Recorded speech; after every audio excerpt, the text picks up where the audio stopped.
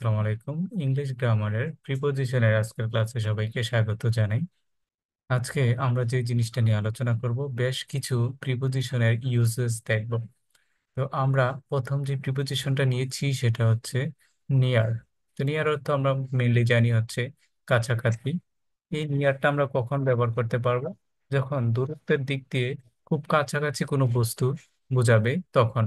আমরা উদাহরণ দেখলে একদম ক্লিয়ার হয়ে যাব।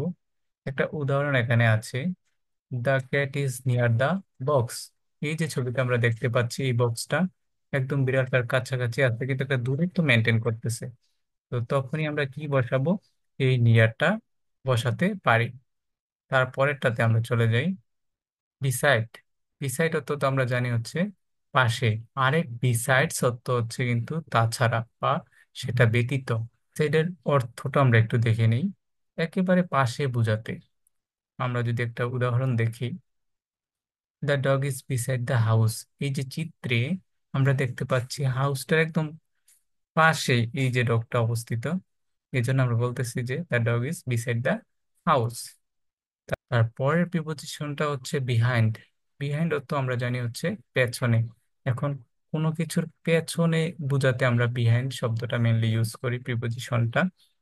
উদাহরণ দেখি, the boy is peeking out behind the door. এখন পিকিং আউট হতো কি?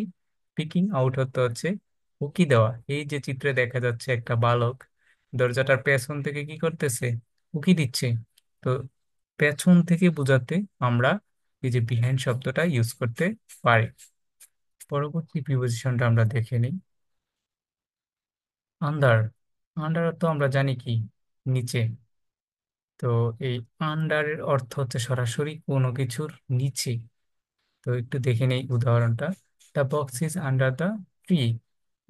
এই যে গাছটা আছে, এই গাছটা একদম এই বক্সটাকে ডেকে রেখেছে।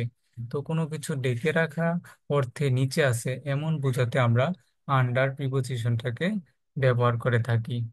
আমাদের পরবর্তী প্রিপোজিশনটা হচ্ছে বেলো। এটাকে অনেকে বেলো আবার অনেকে বিলো বলে, যেটাই হোক।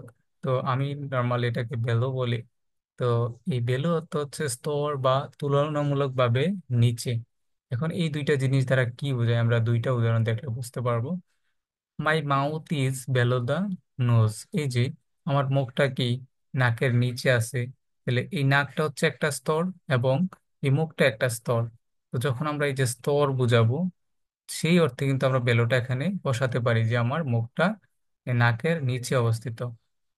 আর একটা উদাহরণ আমরা দেখতে পাচ্ছি এখানে, হার নাম্বার ইজ ভ্যালো অ্যাভারেজ। আমরা বলি না যে সে যে নাম্বারটা পেয়েছে সেটা একটা ভ্যালো অ্যাভারেজ নাম্বার।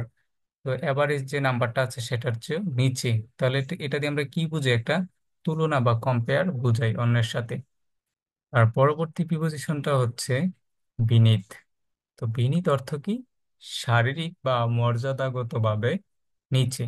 উদাহরণ দেখলে আমরা পরিষ্কার হয়ে যাব ব্যাপারটা। এখানে আমি দুইটা উদাহরণ লিখেছি, the cat is beneath the bench. এই যে এখানে একটা চিত্র দেখতে পাচ্ছি, এই যে বেঞ্চটা আছে সেটার নিচে একটা বিড়াল। তো এমন অবস্থা বোঝাতে আমরা কি ব্যবহার করতে পারি? বিনীত ব্যবহার করতে পারি। আরেকটা হচ্ছে he thinks manual is beneath him. মানে একজন ব্যক্তি মনে করে, এই যে সে মনে করে যে শারীরিক যে কাজ সেগুলা তার যে ইয়াটা আছে, ব্যক্তিত্ব আছে, সেটা তার সাথে আসলে যায় না। তো এখানে ভুলে ম্যানুয়ালটাকে কালারিং করা হয়েছে, এখানে বেনিটটা কালারিং করা হইতো। তো এই এই যে মর্যাদা, এই র্যাঙ্ক, এই র্যাঙ্ক বোঝাতেও কিন্তু একটা আমরা বিনীত ইউজ করতে পারি। আমরা পরবর্তী ক্লাসে আরো অনেক ইউজ নিয়ে আলোচনা করব। পরবর্তী ভিডিও দেখার আমন্ত্রণ জানিয়ে আমি বিদায় নিচ্ছি। আল্লাহ হাফেজ।